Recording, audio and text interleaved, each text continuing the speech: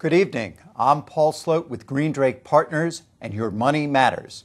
With me tonight as co-host is Brian Cohoot of HJ Wealth Management. Good evening, Brian. Paul, good to see you. To introduce our guest tonight is Candida Seasock with CTS Partners. Good evening, Candida. Hello, how are you? Good. How are you? Doing well. Beautiful day. It's a beautiful day out there. Why don't you tell us a little bit about what CTS Partners is? CTS Partner is a consulting firm that basically specializes in helping technology firms grow. So we deal with the owners, we advise them on how to go from a very reactive stage, because sales and technology is mostly reactive, to a proactive stage. We help them look at their lines of business, the market they're selling to, the relationship with they're building, and strategically help them out. We advise them. I always say I don't do the work. I keep advising them on how they should be doing the work. So how did you get started in this business? 45 years in technology. This is my third company. The first one was bookkeeping, and then second was a technology company for 10 years. We implemented software in the manufacturing, wholesaler, and distribution industry. And then I started a third one. In between, I've had corporate jobs, but I was much happier all the time on my own or with my own company. What drove you to start this company? Did you see an opportunity out there to help these technology companies? What actually started me in it was a series of interesting personal things that made me rethink my career. So when I lost my last job, I decided that I was better served in the thing that I loved the most, that is to advise technology companies on their growth. Because throughout my career as CIO, or Vice President of Technology Acquisition, I always worked with large consulting firm, but I also worked with small consulting firm, advising them on their growth, how they should sell, how they should continuously sell, as opposed to just sell one thing and don't come back again. And a friend of mine basically said, look, why don't you think of retooling yourself? This will be your fourth career and go right ahead. And he gave me my first lead, and that's how I got my first client. And they're still my client. Huh. So how long has that been? So since 2004. Okay, so for 6 years. Yeah, they've been growing. They've been through a lot of transformation. They have learned to not only sell one piece of business, but to look at a total relationship, and basically and solve problems at their own clients. And when you solve a problem, people will say, what does your company do? Can you help me, give results to this problem? So is that the key to success in your business, is helping them to solve a problem, or is that helping them to overcome obstacles to their growth, or both? It is both, but the heavy part of it is overcoming obstacles. Solving the problems, teaching salespeople the importance of building relationship and not just selling when there's a need to sell, helping the owners understand that the people in their company are the most important assets, helping them understand that their line of business has to change with the market so that you're not stifled and go backwards instead of forward. It's a combination of a lot of things, a lot of dynamics. We talked about business owners, and at least in our opinion, the mood's been changing. Have you noticed the same thing over the past year? Are your clients thinking differently about their business and growing forward, or? I think my clients during the economy, as it's been, started to relook at their lines of business. And when you do that, you start to relook at who's in the company, what's in the company, who can take you to the next level. So there's been a lot of heavy thinking, a lot of transformation, a lot of sadness in some cases, because if they had to let employees go, but happiness as the economy started to open up, hiring new people that could take the company forward. So most of my clients have grown. Some of them have gotten awards, but it's not as easy as it used to be. What would take a year to land a piece of business could now take a relationship of a year, business development, or another 6 months to try to capture that business. And then keep that business takes a lot more effort. You have to be a lot more knowledgeable. So is it now the relationship that drives the sale? The relationship always drives the sale. If there's no relationship, there's many technology company in our 50-mile areas. If the relationship is not there, from the CIO to the manager, you're not going to get a bigger piece of the business from that company. There's a gentleman called Todd Cohen that basically just wrote a book on never sell alone, and it's about sales culture. So your front people are the salespeople. If they're armed to build relationship, and you don't do that overnight, it is a process. Yeah, it takes a long time to build a relationship. Yeah, you can't walk into somebody and say, I want to build a relationship, can I have your $1 million business, right? Yeah, $1 million project, whatever. You have to really understand their business. You know, and that's an evolving type of thing. It never ends. Yeah, so have you found that, is that the hardest thing when you go into companies? Because they probably figure, well, I got such a great product or service that it sells itself. And, correct. And as you know, it's pretty hard to differentiate out there. And that's right. It sells itself. They're very proud of it. They figure everybody should have it. Why are they going to the competition? I'm better.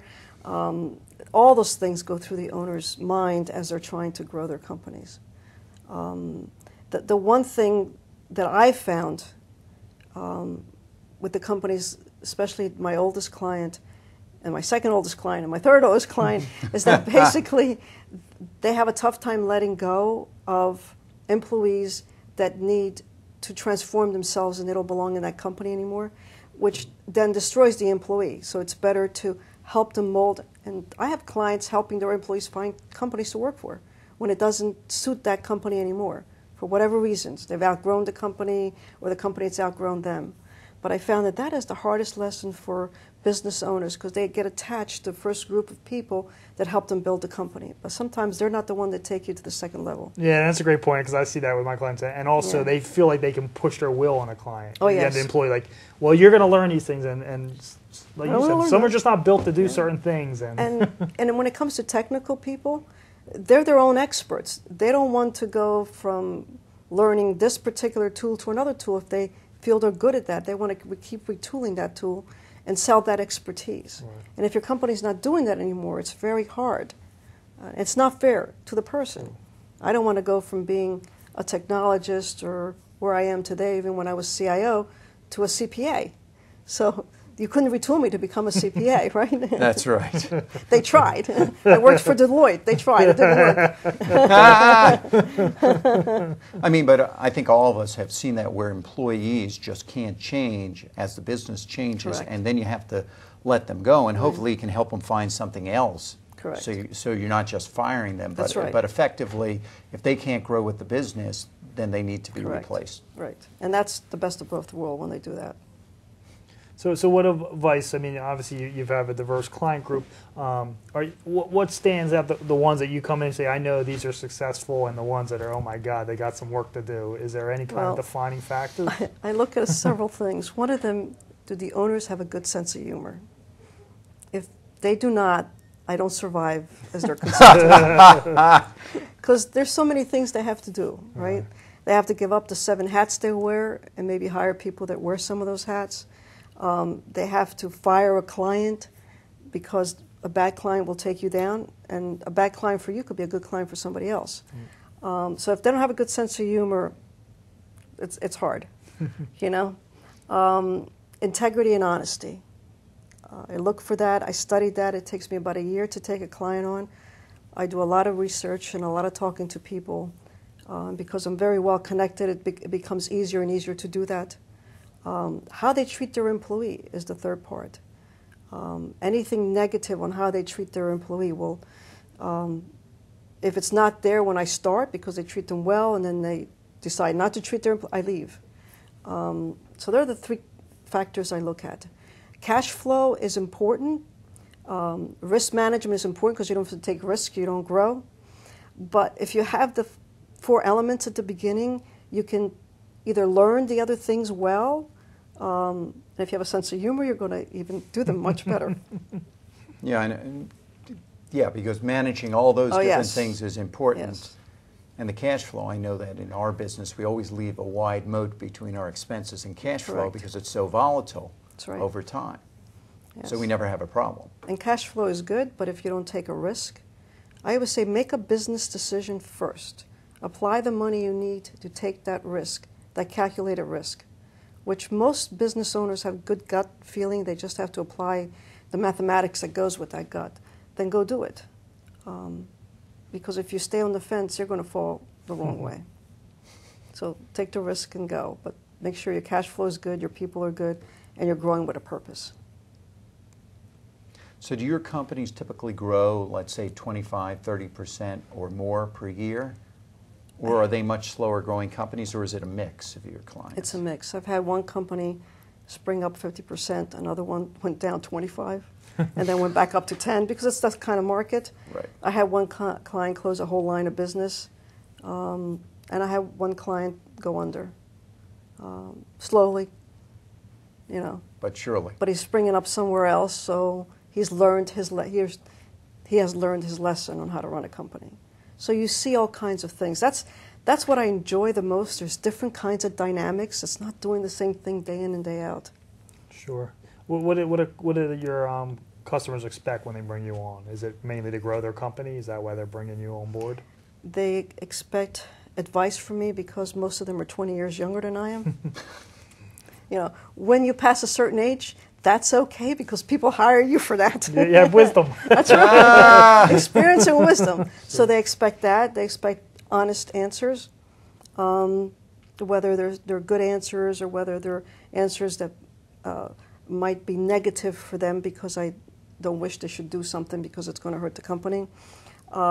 They expect connections from me at this point in my life. They want that when I feel that the company's solid, they want to be connected to a lot of business people, executives, where they can sell more of their business, more of their solution, because it's mostly solution companies that I deal with. And they expect ideas and feedback from the market, you know. Right.